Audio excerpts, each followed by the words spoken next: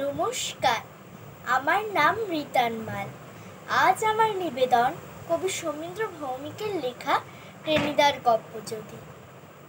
গতকাল চাঁদনি রাতে বাগানে শিমুল গাছে দুই ভূত হাতছানিতে ডাকছে, আয়না কাছে, আয়না কাছে, আয়না কাছে।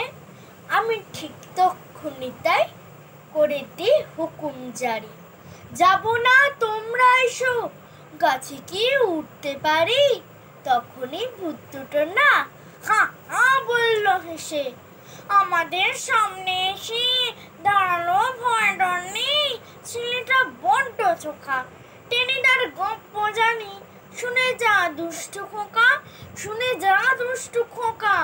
আমি আর দাঁড়াই নাকি, দুপায়ের শক্তি নিয়ে দিয়ে ছুট পেরোই বাগান, থামি সেই পাড়ায় গিয়ে। টেনিদার গপ্পযুদি রাতে কাল বলতো তালে, হাসিতেই পেট ফাটিতং দিতকে হাসপাতালে। নমস্কার।